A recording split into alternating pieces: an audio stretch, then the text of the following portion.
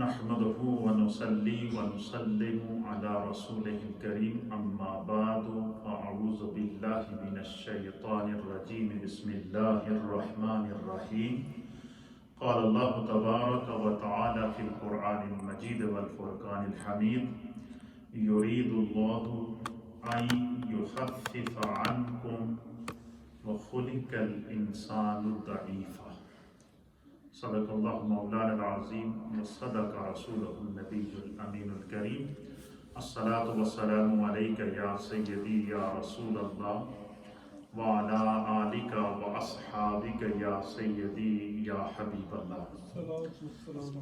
سامعین و ناظرین،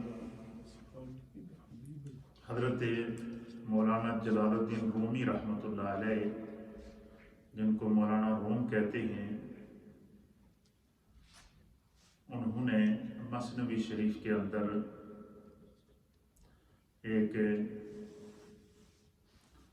پورے بندہ مومن کو وہ مخاطب کر کے کہتے ہیں،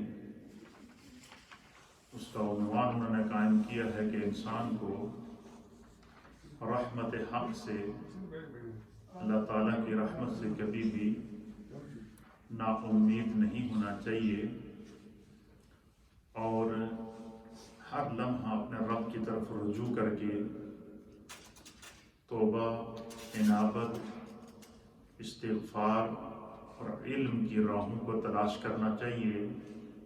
فرمایا جیسے ہی انسان علم کی راہوں کو تلاش کرتا ہے تو حضرت مولانا روم رحمۃ اللہ علیہ فرماتے ہیں کہ اندھیرا چاہے کتنا ہی گہرا کیوں نہ ہو، لیکن روشنی کی ایک کرن جو ہے اس کے سامنے وہ جو اندھیرا ہے وہ مات پڑ جاتا ہے۔ یعنی کتنا ہی گہرا اندھیرا کیوں نہ ہو، لیکن روشنی کی جو ایک کرن آئے اس کے سامنے وہ اندھیرا ہار مان جاتا ہے، وہ اب سلنڈر کر دیتا ہے، اور روشنی کی اس کرن کی وجہ سے اس کا اندھیرا دور ہو جاتا ہے۔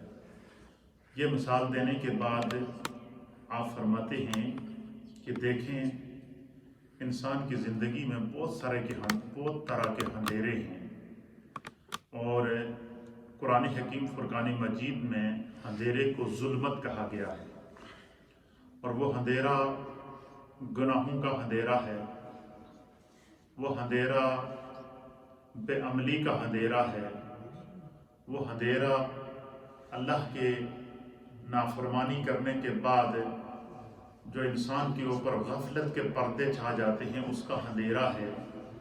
تو آپ فرماتے ہیں کہ جہالت کا اندھیرا ہے، فرماتے ہیں کہ جہاں جہالت کا اندھیرا ہو وہاں اگر علم کی ایک کرن سامنے آ جائے تو وہ جہالت کے اندھیرے کو مٹا دیتی ہے اور انسان کا بخت بیدار ہو جاتا ہے۔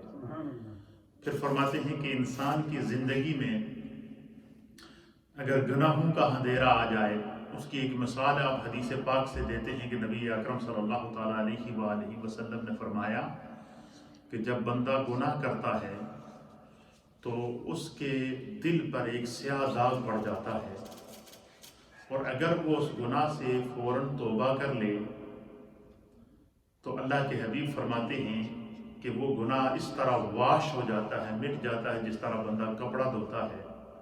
وہ گناہ توبہ کی وجہ سے، توبہ کے کیمیکل سے، توبہ کی جو لانڈری ہے انسان کے اندر، اس کے ساتھ جو ہے وہ کیا ہوتا ہے، وہ اندھیرا جو ہے وہ چھٹ جاتا ہے، اور انسان کو اللہ ہدایت کی توفیق عطا فرماتا ہے۔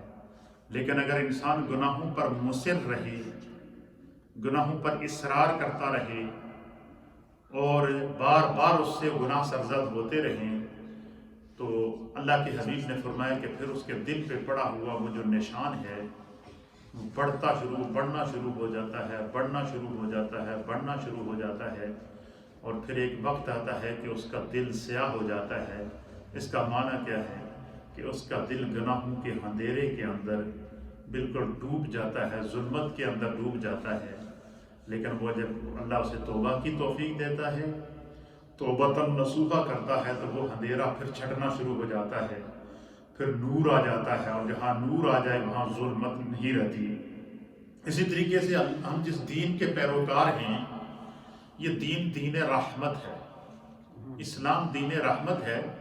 اور اسلام کے اندر اللہ تعالیٰ نے جو ہمیں اور اللہ کے رسول نے ہمیں جو احکام دین دیے ہیں، وہ یہ نہیں کہ انسان پر دین کو اور احکام کو مسلط کر دیا گیا ہے کہ بھائی تم زبردستی یہ کام کرو، ایسا نہیں ہے، بلکہ کیا ہے کہ احکام کا جو نفاذ اللہ تعالیٰ نے کیا ہے اس میں انسان کی وسعت، اس کی طاقت، اس کی استطاعت کا خیال رکھا گیا ہے۔ جیسے قرآن حکیم فرقان مجید میں سورہ بقرہ کی آخری آیت ہے، جس میں اللہ فرماتا ہے لا یکلف اللہ نفسا الا وسعہا، کہ اللہ تعالیٰ کسی بھی جان کو اس کی طاقت سے زیادہ مکلف نہیں کرتا، یعنی جتنی انسان کے اندر برداشت کی طاقت ہوتی ہے اتنی ہی جو ہے وہ اللہ تعالیٰ اس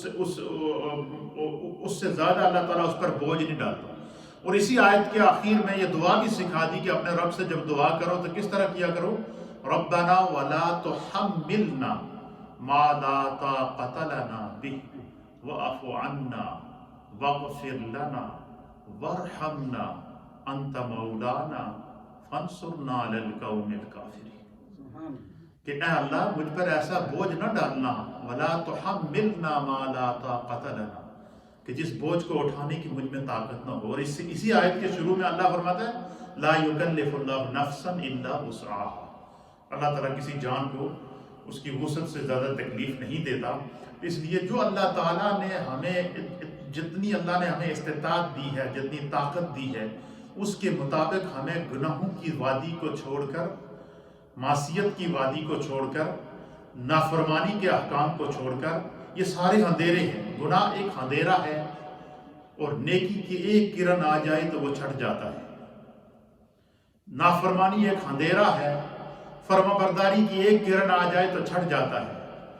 اسی طریقے سے احکام کی خلاف ورزی یہ ایک اندھیرا ہے، اور انسان پابند احکام دین ہو جائے تو اس کے اندر وہ اندھیرا نور میں تبدیل ہو جاتا ہے، اور وہ ہدایت کی صورت میں اس کے لیے نور بن جاتا ہے، راستہ بن جاتا ہے۔ اور پھر اللہ تعالیٰ بھی متعدد مقامات، پہلی آیت میں نے سورہ بقرہ کی آپ کے سامنے تلاوت کی، اور دوسری آیت ہے میرے سامنے سورۃ النساء کی۔ سورۃ النساء کی آیت نمبر ہے 28۔ اس میں اللہ تعالیٰ فرماتا ہے یرید اللہ ان یخفف عنکم، فرمایا کہ اللہ تم سے مشکل احکام کا بوجھ ہلکا کرنا چاہتا ہے۔ سبحان اللہ، کیونکہ اللہ رحمان ہے، اللہ رحیم ہے، اللہ کریم ہے، اللہ ستار ہے، اللہ غفار ہے، اللہ کریم ہے۔ اللہ رب العالمین اپنی مخلوق سے 70 ماؤں کی مامتا سے زیادہ پیار کرتا ہے۔ بندے کا جب آنسو گرتا ہے اس کی طرف رجوع کر کے، تو اللہ کے حبیب نے فرمایا کہ انسان کا آنسو، آنکھ سے گرنے والا آنسو زمین پر گرنے سے پہلے اللہ کی بارگاہ میں مقبول ہو جاتا ہے، اور فرشتے اس کو اپنے پروں پر اٹھا کر محفوظ کر کے جنت تک پہنچا دیتے ہیں۔ اور جب اس کی حساب و کتاب کی گھڑی آتی ہے تو اس کا گرا ہوا وہ آنسو، اس کا وہ آنسو جس نے گناہ کے اندھیرے کو بہا دیا تھا، اس کا وہ آنسو جس نے معصیت کے جذبے کو جو ہے وہ نیکی میں تبدیل کر دیا تھا، اس کا وہ آنسو جس نے نافرمانی کے راستے کو ہدایت کے راستے میں تبدیل کر دیا تھا، اس کا وہ آنسو جس نے انسان کے ظاہر اور باطن کو بدل کر کے رکھ دیا تھا۔ فرمایا قیامت کے دن انسان کے سامنے، اور فرشتہ اس آنسو کو نور کی صورت میں اس کے سامنے جہنم کی آگ پر پھینکے گا، اور اس کے حصے کی جو جہنم کی آگ ہوگی اس کا وہ آنسو اس کو بجھا دے گا۔ یعنی یہ جو مولانا روم رحمۃ اللہ علیہ نے فرمایا، اور اس کے اوپر حضور شیخ العالم حضرت خواجہ پیر علاء الدین صدیقی رحمۃ اللہ علیہ میرے پیر و مرشد، جن کے ایصال ثواب کے لیے آج کی یہ خوبصورت مجلس سجی ہے، آپ اس کا پورا نتیجہ بیان کر کے یہ کہتے ہیں، آپ کہتے ہیں کہ اندھیرا کتنا بھی گہرا کیوں نہ ہو، روشنی کی ایک کرن کے سامنے ہار جاتا ہے۔ اور پھر فرماتے ہیں چراغ علم جلاؤ بڑا اندھیرا ہے. ساتھ میں یہ فرماتے ہیں کہ چراغ علم جلاؤ بڑا اندھیرا ہے، کہ جہاں علم آ جاتا ہے وہاں جہالت کا اندھیرا ختم ہو جاتا ہے، جہاں گناہ آ جاتا ہے وہاں نیکی کے ساتھ جو ہے وہ نیکی کے نور کے ساتھ جو ہے وہ گناہ مٹ جاتا ہے. تو فرمایا کہ اللہ تعالیٰ انسان کو، اللہ کیا چاہتا ہے؟ اللہ فرماتا ہے یرید اللہ تم سے ان یخفف عنکم، اللہ تم سے احکام کا بوجھ ہلکا کرنا چاہتا ہے. کیوں ہلکا کرنا چاہتا ہے؟ وَخُلِقَ الْإِنسَانُ ضَعِيفًا، اور اس اللہ نے انسان کو کمزور پیدا کیا ہے. انسان فطری طور پر کمزور ہے. دیکھیں ذرا سی چوٹ لگتی ہے تو ہم گر جاتے ہیں، ذرا سا درد ہوتا ہے تو پورا جسم بے چین ہو جاتا ہے، ذرا سی تکلیف ہوتی ہے تو ہم بخار یا کسی قسم کی تکلیف ہو جائے تو ہم بالکل بستر کے اوپر پڑ جاتے ہیں. اسی کی رحمت کا سہارا ہوتا ہے. لیکن وہ اتنا کریم ہے، فرماتا ہے لا یکلف اللہ نفسا الا وسعها. اسی طریقے سے اللہ تعالیٰ نے جو دین کے احکام ہمیں دیے ہیں، ان احکام کے اندر اللہ تعالیٰ نے بڑی آسانی رکھی ہے.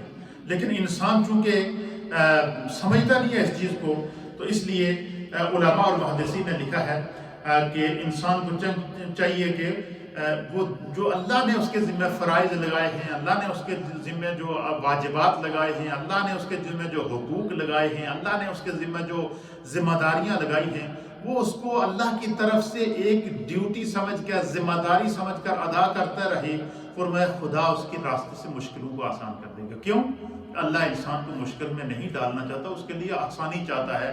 وہ رب رحمان ہے، رحیم ہے، کریم ہے.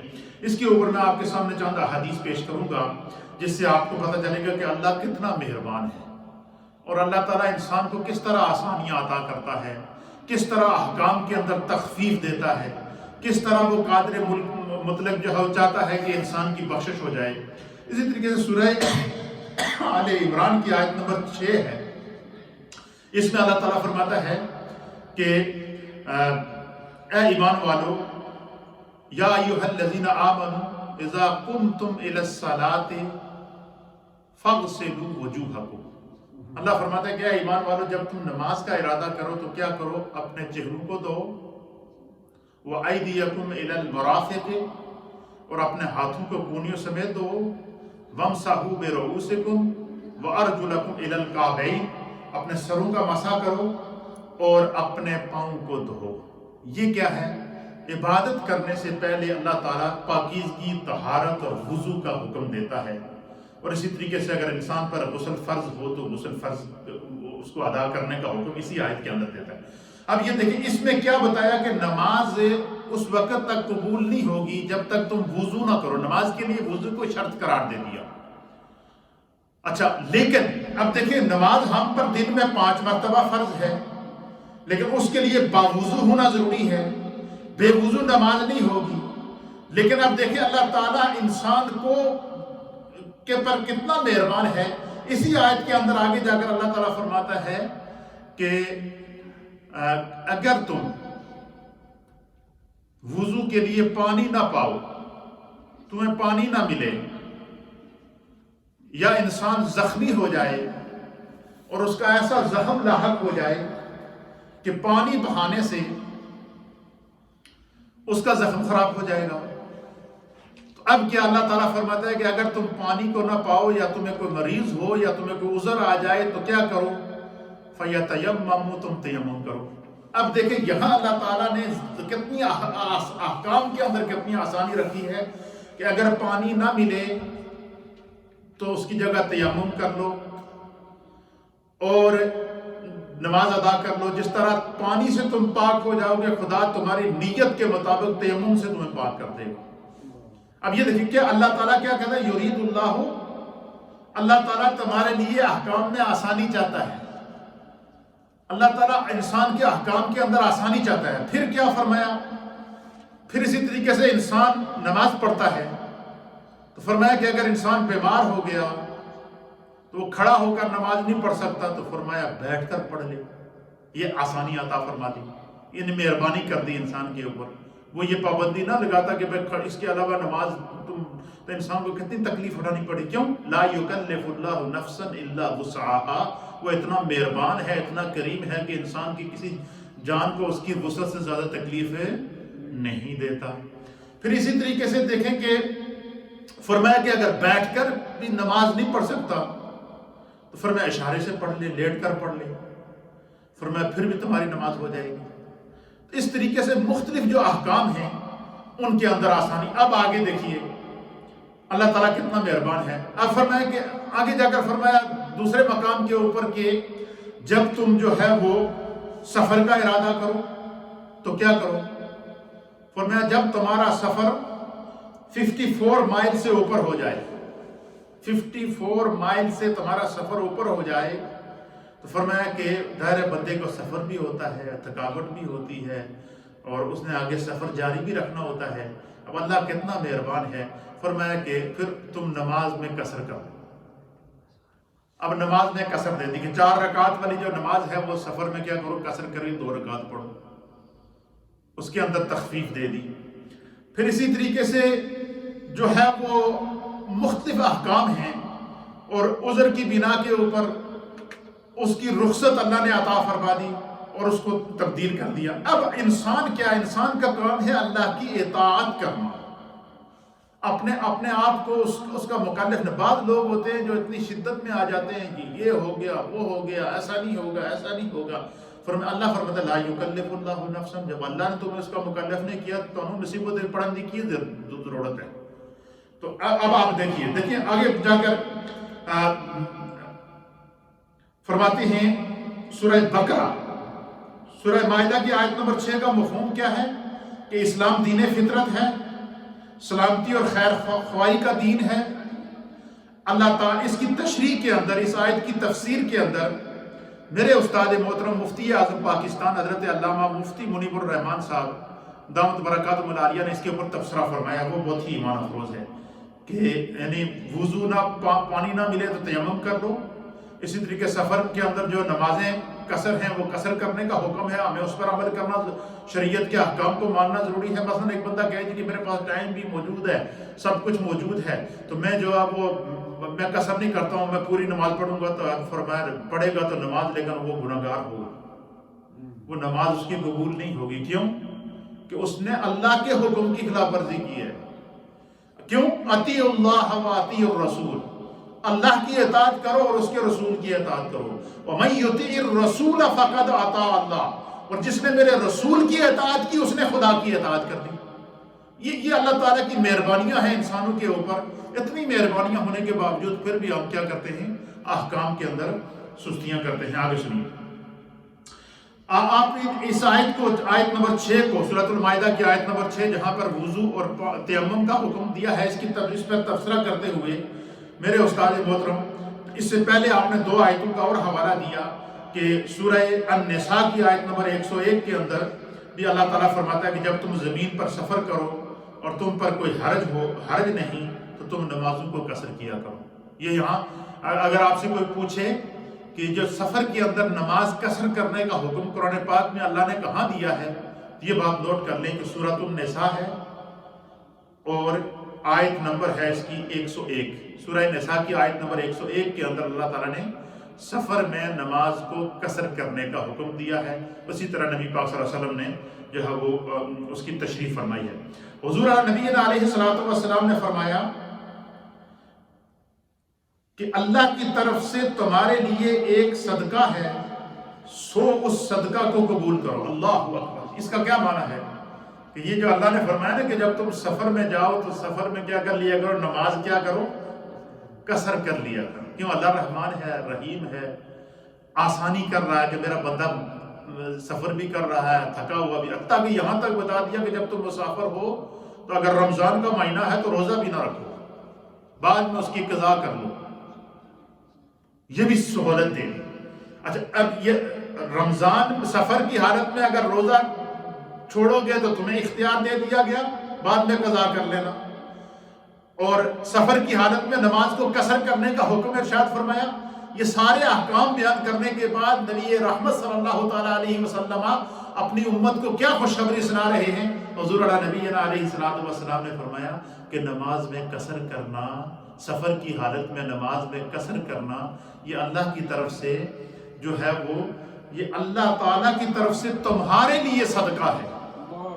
سبحان اللہ و بحمدہ۔ ناظرین، سامعین جو اس وقت ریڈیو کے ذریعے میری مائیں بہنیں بزرگ مجھے سن رہے ہیں، وہ اس بات پر غور کریں، اور جو ناظرین اس وقت مجھے دیکھ رہے ہیں سوشل میڈیا پر، یوٹیوب کے اوپر اور فیس بک کے اوپر مجھے دیکھ رہے ہیں، آپ اس پر غور کریں کہ حضور نے، اللہ نے فرمایا کہ تم سفر میں نماز کو قصر کرو۔ اسی طریقے سے عذر کی بنا کے اوپر فرمایا کہ اگر تمہیں پانی نہ ملے تو تم کیا کر لو، اس کی جگہ تیمم کر لو۔ پانی نہ ملے تو تیمم کر لو، اور وضو کی جگہ تیمم کر لو۔ اور اسی طریقے سے جو ہے وہ سفر میں 4 رکعت والی نماز کو 2 رکعت پڑھ کے قصر کر لو۔ اور یہ اتنی سہولتیں جب اللہ نے عطا فرما دی تو میرے آقا فرماتے ہیں کہ یہ تمہارے رب نے تمہاری طرف سے صدقہ ادا کیا ہے۔ مجھے بتائیں وہ انسان کتنا خوش قسمت ہوگا جس کا صدقہ اللہ خود ادا کرے، کتنا بڑا صدقہ۔ اسی لیے حضور اللہ نبی علیہ السلام نے فرمایا کہ الصدقۃ رد البلاء، کہ صدقے کیا کرو، صدقوں سے مصیبتیں ٹلتی ہیں، صدقہ دیا کرو، صدقوں سے جو ہے مصائب اور مصیبتیں اور مشکلات دور ہوتی ہیں۔ تو حضور علیہ السلام نے فرمایا کہ یہ جو نماز سفر میں قصر کی جاتی ہے، اللہ کے حبیب علیہ السلام نے فرمایا کہ جو ہے یہ جو ہے وہ اللہ تعالیٰ کی طرف سے تمہارے لیے ایک صدقہ ہے، سو اس صدقہ کو تم قبول کر لو۔ مسلم شریف کی حدیث نمبر 886 ہے، صحیح مسلم کی حدیث ہے، اور اس حدیث میں نبی پاک صلی اللہ علیہ وسلم نے فرمایا کہ سفر کے اندر نماز کو قصر کرنا یا خدا نے تمہاری طرف سے صدقہ ادا کر دیا، 2 رکعتیں اللہ نے تمہیں معاف کر دی ہیں۔ اللہ اکبر۔ پھر آگے جا کر میں بتاؤں گا کہ جو لوگ اس پر عمل نہیں کرتے ان کے لیے کتنا بڑا گناہ ہے، اور جو عمل کرتے ہیں ان کے لیے کتنا ثواب ہے، یہ آگے میں جا کر دوسری حدیث کے اندر آپ کی خدمت میں پیش کروں گا۔ پھر اسی طریقے سے اس لکھنے کے بعد پھر جو ہے وہ تبصرہ فرماتے ہیں اس کے اوپر میرے استاد محترم، آپ فرماتے ہیں کہ اسلام دین فطرت ہے، اسلام سلامتی اور خیر خواہی کا دین ہے۔ اللہ تعالیٰ نے انسان کو جس فطرت اور طبیعت پر پیدا کیا ہے اس کے تمام تقاضوں کا اس دین میں لحاظ رکھا ہے۔ فطری طور پر چونکہ انسانوں کی طبیعتیں اور مزاج قوا یکساں نہیں ہے، طبیعتیں، مزاج اور طاقت یکساں نہیں ہے، کوئی کمزور ہوتا ہے، کوئی بوڑھا ہوتا ہے، کوئی جوان ہوتا ہے، کسی کے اندر طاقت موجود ہوتی ہے، کسی کے اندر نہیں ہوتی ہے۔ اس لیے اللہ تعالیٰ نے سفر کے اندر تخفیف عطا فرما دی ہے، یہ اللہ تعالیٰ کی مہربانی ہے اور کرم ہے۔ آپ فرماتے ہیں کہ یکساں نہیں ہوتے، اس لیے اللہ تعالیٰ نے دین اسلام میں بھی اصل احکام کے ساتھ کچھ رخصتیں عطا فرمائی، سہولتیں عطا فرمائی، کچھ اللہ تعالیٰ نے انسان کے لیے تخفیف کی ہے، انسان کو اللہ تعالیٰ نے اس کے ساتھ نرمی اختیار کی ہے کہ میرا بندہ سفر بھی کر رہا ہے، لہذا اس کو سہولت دے دو۔ سفر میں اگر تم روزہ نہیں رکھ سکتے ہو تو نہ رکھو، بعد میں اس کی قضا کر لینا۔ سفر میں اگر 4 رکعت والی نماز ہے تو وہ 2 رکعت پڑھ لو۔ اسی طریقے سے عورتوں کے لیے جو ان کے منتھلی پیریڈ ہوتے ہیں، ان منتھلی پیریڈ کے اندر ہر مہینے عورت کو اس بیماری سے گزرنا پڑتا ہے۔ اللہ رحمان ہے، رحیم ہے کہ میری یہ جو عورتیں ہیں، اللہ کہتا ہے کہ میری بندیاں ہیں، میری اطاعت کے اندر ہیں، میری فرما برداری کے اندر ہیں۔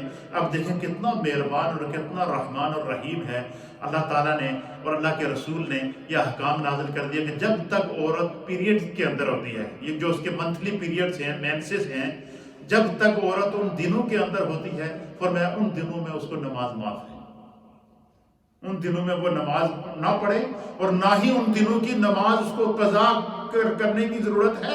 اور یہاں تک فرما دیا کہ وہ جتنے دن وہ پیریڈز کے اندر رہیں گی، اللہ تعالیٰ رحمان اور رحیم ہے کہ وہ خدا کی اطاعت کے اندر تکلیف کو برداشت کر رہی ہے۔ فرمایا اتنے دن اللہ تعالیٰ ہر نماز کا جو اسے عام دنوں میں ثواب دیتا ہے اس کو تمام دنوں کا ثواب عطا فرمائے۔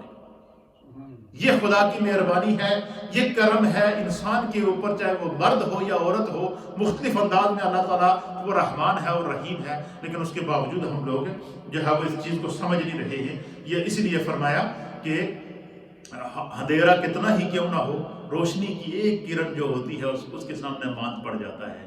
اس لیے فرمایا کہ چراغ علم جلاؤ، بڑا اندھیرا ہے۔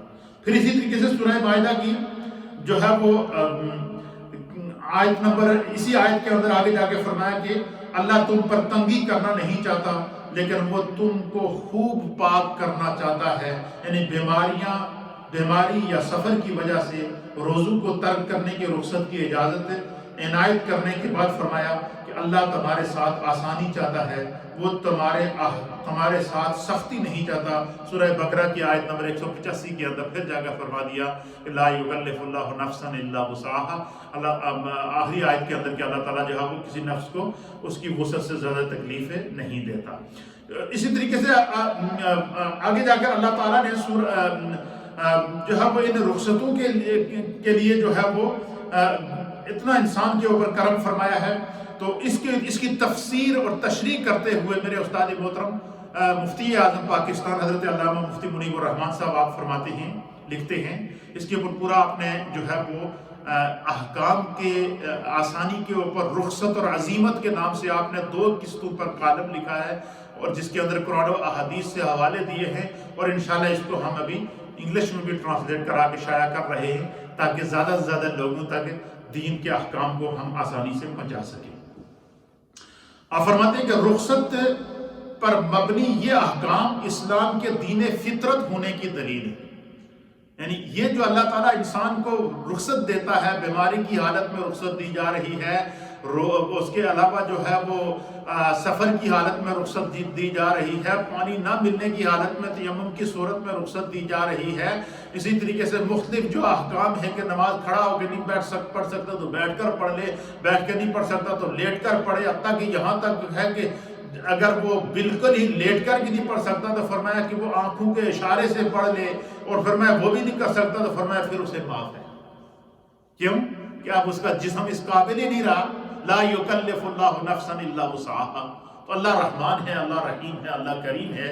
تو جب وہ اتنی مہربانی کرتا ہے تو اس کے باوجود اگر ہم غفلت کریں تو پھر ہم جو ہے وہ یہ کتنا بڑا جو ہے ظلم کر رہے ہیں اپنے آپ کے ساتھ. پھر دوسرے مقام پر نبی اکرم صلی اللہ تعالیٰ علیہ وسلم نے اس طرف اشارہ دیا ہے کہ اللہ تعالیٰ کو اپنی جانب سے بندوں کو دی جانے والی رخصتوں پر عمل کرنا اسی طرح پسند ہے جس طرح اپنی نافرمانی ناپسند ہے. یہ چیز جو آپ کو سمجھانا چاہتا ہوں. مثلا بندہ کہے جی کہ میں سفر میں گیا ہوں، بعض لوگ ہوتے ہیں جی میں تو پوری نماز پڑھی ہے جی، کیوں پڑھی ہے جی؟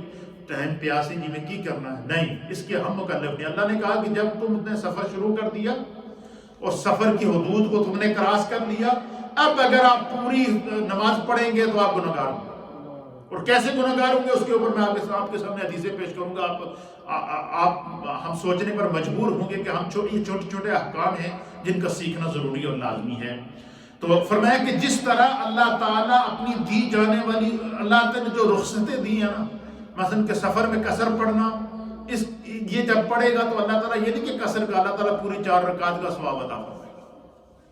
اور فرمایا کہ جو بندہ اس کی دی رخصت پر عمل نہ کرے تو اس کو گناہ ہوگا، اس کو ثواب نہیں ہوگا. بندہ کہے میں 4 رکعت پڑھ لوں تو مجھے بہت بڑا ثواب ہوگا، اس نے اللہ کے احکام کی خلاف ورزی کی. اس کے آگے جو ہے وہ میں حدیث پیش کروں گا. پھر جو ہے وہ اب سنیے، حدیث سنیے. اس حدیث کو مسند امام احمد کے اندر امام احمد بن حنبل رحمۃ اللہ تعالی علیہ نے 17,450 نمبر کے اوپر نقل فرمایا. کیا فرماتے ہیں؟ حضرت عقبہ بن عامر رضی اللہ تعالیٰ عنہ اس حدیث کے راوی ہیں. آپ بیان فرماتے ہیں کہ نبی اکرم نور مجسم جناب سید العالمین محمد الرسول اللہ صلی اللہ تعالیٰ علیہ وآلہ وسلم نے فرمایا کہ جس شخص نے اللہ کی دی ہوئی رخصت کو قبول نہ کیا، فرمایا کہ اس نے عرفات کے میدان میں جو پہاڑ ہیں ان پہاڑوں کے برابر گناہ کیا. استغفر اللہ ربی من کل ذنب واتوب الیہ. اب آپ اندازہ لگائیں ناظرین سامعین کہ حضور نے فرمایا کہ جس شخص کو اللہ نے جس کام میں رخصت دی ہے، مثلا اللہ نے کہا کہ 4 رکعت والی نماز سفر میں 2 رکعت پڑھو، تو بندہ اگر کہے میں 4 رکعت پڑھوں گا تو حضور نے فرمایا جتنے عرفات کے میدان میں پہاڑ ہیں ان پہاڑوں کے برابر اللہ اس کو گناہ عطا فرمائے. اور پھر فرمایا کہ جس دوسری حدیث کے اندر حضور اللہ نبی علیہ الصلوۃ والسلام نے فرمایا کہ جس شخص نے اللہ کی دی ہوئی رخصت پر عمل کیا، یعنی سفر میں قصر کو قصر سے پڑھا، اسی طریقے سے پانی نہ ملا تو اس نے تیمم کر لیا، تو فرمایا جو اس کو عبادت کا ثواب ہے وہ تو ملے گا ہی ملے گا، لیکن فرمایا کہ اللہ کے حکم پر عمل کرنے کا جو اس کو اجر و ثواب ملے گا، حضور نے فرمایا کہ عرفات کے میدان میں جتنے پہاڑ ہیں ان پہاڑوں کے برابر اللہ رخصت پر عمل کرنے والے کو ثواب عطا فرمائے گا۔ اب مجھے بتائیں کہ اگر بندہ، یعنی اللہ نے کہا کہ تم سفر میں قصر پڑھو، اور بندہ کہے میں پوری نماز پڑھ رہا ہوں، تو یہ نیکی نہیں کما رہا، وہ عرفات کے میدان کے پہاڑوں کے برابر گناہ اپنے سر پر اپنے اس کا بوجھ اٹھا رہا ہے۔ اور فرمایا اللہ کی طرف سے دی گئی رخصت پر جو بندہ عمل کرتا ہے تو اللہ کے حبیب نبی علیہ الصلوۃ والسلام نے فرمایا کہ وہ عرفات کے میدان کے اندر موجود جو پہاڑ ہیں اس کے مطابق اللہ اس کو نیکیاں بھی عطا فرماتا ہے۔ پھر نبی اکرم صلی اللہ تعالیٰ علیہ وآلہ وسلم نے دوسرے مقام پر ارشاد فرمایا، بخاری شریف کی حدیث ہے، فرمایا جو شخص بھی دین پر غلبہ حاصل کرنے کی کوشش کرے گا دین اس پر غالب آ جائے گا۔ کیا مطلب؟ کہ بندہ یہ کہے کہ بھائی میں نے تو بڑی طاقت ہے، بڑی وہ ہے، میں جناب 2 رکعت نہیں میں 4 رکعت پڑھوں گا، یا پھر جو ہے وہ ضرورت سے زیادہ جو ہے وہ اپنے آپ کو مکلف کر دے۔ تو جس کا اللہ نے اس کو مکلف، اس کا آسان سمجھے کہ جس چیز دی اللہ تعالیٰ نے اللہ تعالیٰ اس سے نہیں چاہتا اور بندہ وہ کر گزرے، اپنے آپ پر جو بوجھ ڈالتا رہے، تو فرمایا کہ دین اس پر پھر غالب آ جاتا ہے۔ اور کیسے آ جاتا ہے؟ اس کے اوپر کوئی آزمائش آ جاتی ہے، ایسی آزمائش آ جاتی ہے کہ اس کی آگے چند مثالیں میں آپ کے سامنے پیش کروں گا کہ دین پر غلبہ پانے کی حاصل کرنے کا کیا مطلب ہے۔ اس کے اوپر مفتی اعظم پاکستان لکھتے ہیں کہ دین پر غلبہ حاصل کرنے کا مطلب یہ ہے کہ ہر موقع پر عزیمت، یعنی دین کے احکام، دین کے اصل حکم کو اختیار کرنے پر اصرار کیا جائے، اور اس معاملے میں دین کی عطا کردہ رخصت پر عمل نہ کیا جائے۔ پس جو اپنے اوپر شدت کرتے ہوئے مشکل اور دشوار احکام پر اصرار کرے گا، دین کی عطا کردہ رخصتوں اور سہولتوں سے فائدہ نہ اٹھائے گا، تو ایک وقت ایسا آتا ہے کہ وہ رخصتوں پر عمل کرنے سے بھی عاجز ہو جاتا ہے۔ یعنی مطلب بندے کو کوئی تکلیف ہو جائے، بیمار ہو جائے، معذور ہو جائے، خدا نہ کرے، تو وہ اس کے جسم میں اتنی طاقت بھی نہیں ہوتی کہ وہ جناب وہ 2 رکعت نماز پڑھ سکے، 4 رکعت تو دور کی بات ہے۔ تو اس لیے جو ہے وہ فرمایا کہ اللہ تعالیٰ کی طرف سے جو عطا کردہ احکام ہیں ان کو جو ہے وہ ادا کرے۔ پھر نبی اکرم پھر فرماتے ہیں کہ نبی پاک صلی اللہ علیہ وسلم کے ایک صحابی تھے، حضرت اس کی مثال دی ہے، فرماتے ہیں کہ نبی اکرم صلی اللہ علیہ وسلم کے ایک صحابی تھے حضرت عبداللہ بن عمر، وہ دن کو روزہ رکھتے تھے اور رات کو تلاوت کرتے تھے، اور پوری رات اور پورا دن وہ اس طرح اپنے آپ کو مصروف رکھتے تھے۔ جب وہ پورا دن اور پوری رات اپنے آپ کو مصروف رکھتے تھے تو پھر کیا ہوا؟ کہتے ہیں کہ رسول اللہ صلی اللہ تعالیٰ علیہ وآلہ وسلم کو جب اس کا پتہ چلا تو آپ صلی اللہ تعالیٰ علیہ وآلہ وسلم نے انہیں فرمایا کہ ہر روز روزہ رکھنے کی ضرورت نہیں ہے، ہر روز پوری رات جاگنے کی ضرورت نہیں ہے۔ حضور علیہ الصلوۃ والسلام نے فرمایا کہ تم ایسا کرو کہ مہینے میں 3 دن جو ہے وہ روزہ رکھ لیا کرو، اور فَقْرَأُوا مَا تَيَسَّرَ مِنَ الْقُرْآنِ، قرآن میں سے جو آسانی سے پڑھ سکتے ہو وہ پڑھ لیا کرو۔ تو انہوں نے عرض کیا کہ یا رسول اللہ میں اس کی طاقت رکھتا ہوں کہ میں ہر روز روزہ رکھوں، اور اتنی میرے اندر طاقت موجود ہے تو میں عبادت کروں زیادہ سے زیادہ۔ تو اللہ کے حبیب علیہ السلام نے فرمایا کہ پھر تم ایسا کرو کہ تم اللہ کے نبی حضرت داؤد علیہ السلام کی سنت اختیار کر لو، جس طرح انہوں نے کیا اس طرح کیا کرو۔ حضور نے فرمایا کہ حضرت داؤد علیہ السلام 1 دن روزہ رکھتے تھے اور 1 دن افطار کرتے تھے، تم اس کو اختیار کر لو۔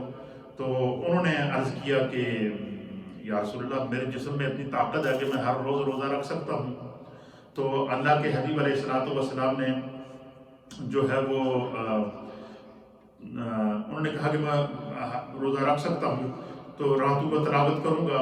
تو نبی اکرم صلی اللہ تعالیٰ علیہ وسلم نے ان کو مخاطب کر کے فرمایا، حضور نے فرمایا کہ تمہاری بیوی کا بھی تم پر حق ہے، تمہارے مہمان کا بھی تم پر حق ہے، تمہارے جسم کا بھی تم پر حق ہے، اس لیے تم اپنے جو اللہ نے جو احکام کا تمہیں مکلف کیا ہے تم انہی کے حد تک رہو، اپنے آپ کو زیادہ مکلفات میں نہ ڈالو۔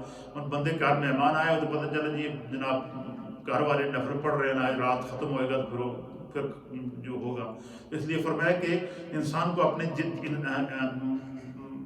وجسموں کا علیہ کا حق، تمہارے جسم کا تمہارے اوپر حق ہے، پھر تمہارے مہمان کا تمہارے اوپر حق ہے، اور اسی طریقے سے فرمایا کہ تمہاری بیوی کا تمہارے اوپر حق ہے۔ تو اس لیے اللہ تعالیٰ دین کے اندر کیا فرماتا ہے، اللہ کہتا ہے کہ آسانی چاہتا ہے جو ہے وہ۔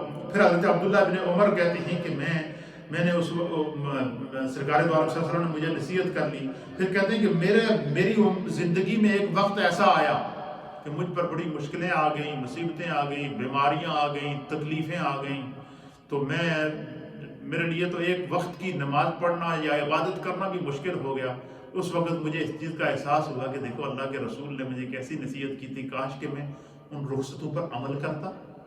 اس لیے فرمایا کہ جو اللہ کی دی ہوئی رخصتیں ہوتی ہیں تو ان کو یہ اللہ کی طرف سے انسان کے ساتھ ایک خاص جو ہے وہ کرم ہوتا ہے، اس کو جو ہے وہ ہمیشہ اپنانا چاہیے۔ پھر اسی طریقے سے نبی اکرم صلی اللہ تعالیٰ علیہ وسلم نے اپنی امت کو اس بات کی نصیحت فرمائی ہے کہ وہ لوگوں کے لیے شریعت کی حدود میں رہتے ہوئے آسانی اور سہولتیں پیدا کریں، لوگوں کو ایسے کاموں کا مکلف نہ بنائیں جو ان کے لیے مشکل اور دشواری کا باعث ہو۔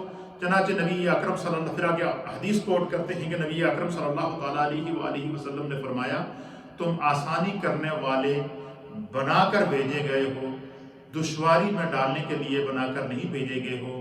فرمایا یسروا ولا تعسروا، آسانی اختیار کرو، اپنے آپ کو مشکل میں نہ ڈالو۔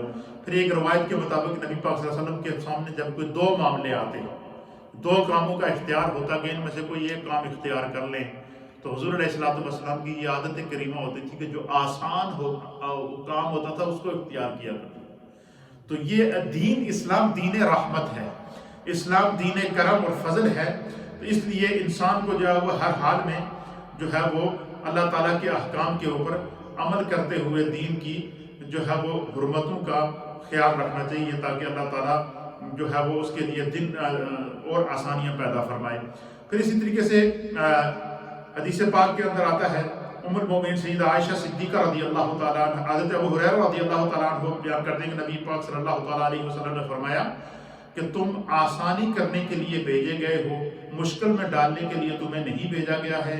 ام المومنین سیدہ عائشہ صدیقہ دوسری حدیث میں بیان کرتی ہے کہ سرکار دو عالم صلی اللہ علیہ وسلم کو جب کسی کام کا اختیار ہوتا تو آپ آسان کاموں کو اختیار کرتے۔ تو یہ وہ دین ہے جو اسلام دین رحمت کہلاتا ہے۔ تو اس لیے ان احکام کو سمجھنا اور ان کے اوپر عمل کرنا یہ ہم میں سے ہر ایک کی ذمہ داری ہے کہ ہم اس چیز کو سمجھیں۔ پھر اسی طریقے سے قرآن حکیم فرقان مجید نے متعدد مقامات کے اوپر انسان کو اپنے رب کی طرف رجوع کر کے، تو یہ ساری روایات کو بیان کرنے کے بعد اس کا جو نتیجہ نکالا ہے وہ یہی نکالا ہے کہ انسان کو ہمیشہ اعتدال کے اندر رہنا چاہیے، اپنے اوپر سختی نہ کرنی چاہیے، جو اللہ کے احکام ہیں ان پر عمل کرنا چاہیے، اور جب گناہ ہو جائے تو نیکی فوراً کریں، گناہ کا کفارہ نیکی ہے۔ اسی طریقے سے گناہ کے اندھیرے سے اگر نکلنا ہے تو نیکی کا نور پیدا کریں، اسی طریقے سے معصیت کے اندھیرے سے نکلنا ہے تو نیکی کا نور پیدا کریں، اسی طریقے سے اللہ کے قرب کو حاصل کرنا ہے تو سجدوں کی کثرت کیجیے، اسی طریقے سے اللہ نے جن احکام کا ہمیں مکلف کیا ہے ہمیں اس طرف جانا چاہیے، اسی ترتیب کی اسی حد کے اندر رہ کر ان احکام پر عمل کرنا چاہیے۔ اس لیے فرمایا گیا کہ اندھیرا کتنا ہی گہرا کیوں نہ ہو، وہ روشنی کی ایک کرن میں ہی آئے تو پھر وہ اس کے سامنے ماند پڑ جاتا ہے۔ اللہ ہمیں نیکی کا نور عطا فرمائے، عمل کا نور عطا فرمائے، احکام پر پابندی کا نور عطا فرمائے، اللہ اور اس کے رسول کی اطاعت کا نور عطا فرمائے۔ وما علینا الا البلاغ المبین۔ آج